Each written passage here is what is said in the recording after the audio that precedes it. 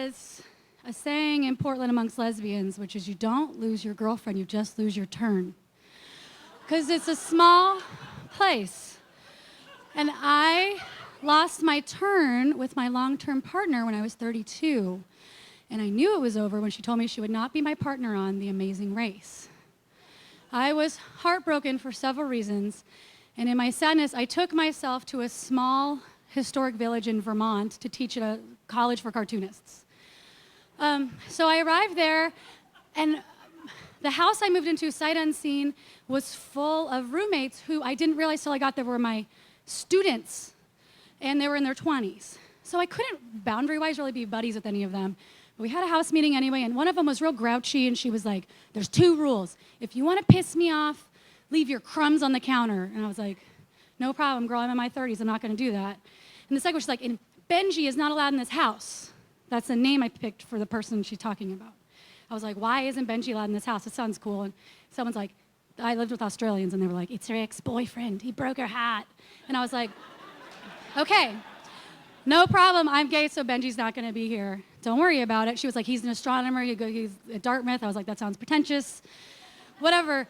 So I go about my life, and I try to date lesbians as I am wont to do, but all the lesbians in this small historic village and the surrounding places up to 200 miles away on OkCupid, Tinder wasn't invented yet, they looked like Guy Fieri in the way of like frosted tips and a sideways visor and like a Coors Light and their dating profile, like, this is me. And so I just couldn't go there. I couldn't do it. I had been gay for like over a dozen years, and I was like, I just can't go there. So I was like, I'm gonna open my dating profile to men, because maybe there's a trans man here living on the DL, like, I don't know. And then immediately this guy shows up. He's like the cutest guy I've ever seen. He looks like a lesbian. He has like a big nose and really thick glasses, and he's frowning, and he has dark hair. He's kind of swarthy, and I was like, oh, he's so great. And so we started chatting, and I was like, I'm on a mancation, whatever. He didn't care. And so we started talking. I'm like, you're so funny. What's your name? His name's Benji. He's an astronomer who lives up the road. I was like, okay, well, sir, that's like great, but like, I think that you might be the ex of my roommate/student, and so I think we're not supposed to ever meet. We could definitely still talk, though. So we continue talking. The roommate is so grouchy. She flirts with me at some point, which is totally inappropriate. Anyway, so Benji and I, long story short, of course we meet, right? We're emailing each other after we send 50 emails back and forth. I'm like, I'm going to come to Dartmouth to drop a calendar off for you. And he's like, why don't I just see you? So I'm waiting in the quad for him, and he comes, and he's like staring at the sky like this. Like, he's such a nerd biologically, he can't help it. And he has like a huge patch of white on his head, which was not disclosed before, and was like very charming. And so I was like, do you want to go to this performance with me that's happening at Dartmouth? And he was like, yes. So he came to this Edgar Oliver performance with me, and we're watching in the dark. I'm so nervous, and then the lights go up at intermission, and I look to my left, and my Australian roommates are there. And I was like, what the fuck? Like, they didn't even know, how do they even know who this is? So they were like, Nicole? Benji? And they're like, how do you know each other? And I was like, I met him online, and then I just realized who he was today.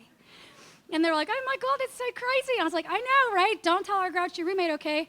So then he and I date secretly like I am an infant. Like, I'm 32, living in a house full of 22-year-olds, and I am like a crazed teenager, where every time the grouchy roommate goes to the bathroom, I am like putting on my backpack, grabbing the dog, running down the stairs, running out of the house, down the street, across some train tracks to an empty lot to meet him in his car.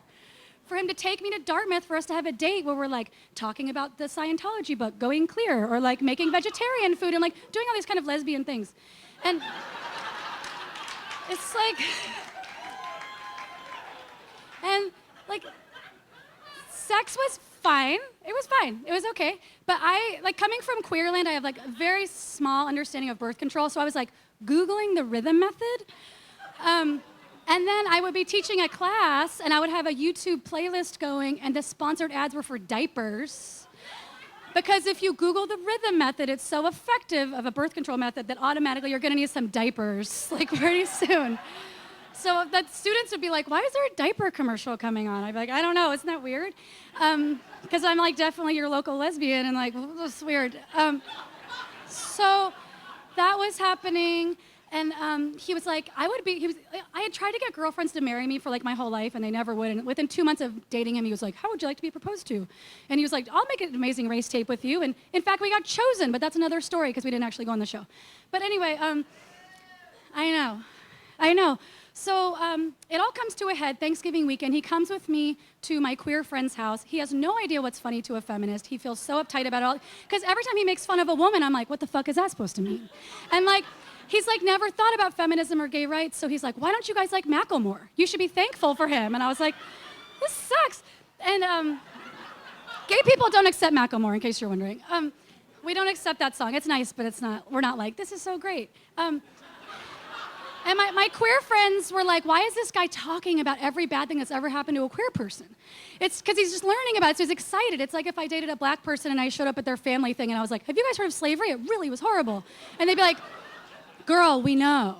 Like, we know, calm down. So that's what it was like, and I was like, I don't think this is for this world, but at the same time, I got a text from a student that was like, I saw you and Benji walking down the street, and like, if you don't tell the grouchy roommate, I'm going to. And so I got over Thanksgiving.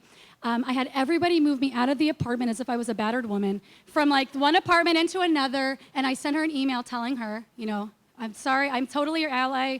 I know you probably don't care for me, but I dated your boyfriend that you dated, whatever.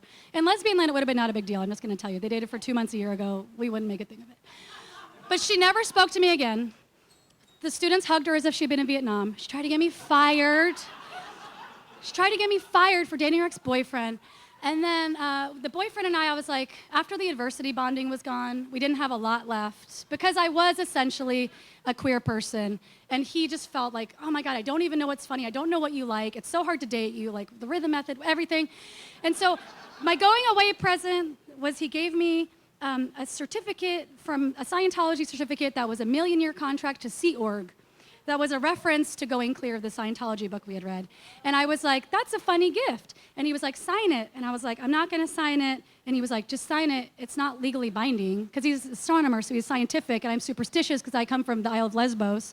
And I was like, I'm not going to sign it. And he's like, just sign it. And I was like, I'm not going to sign it. And he was like, fine. And he was pouting. And I was like, okay. And he went to leave. And I was like, if this is the last time we see each other, you are really going to regret this.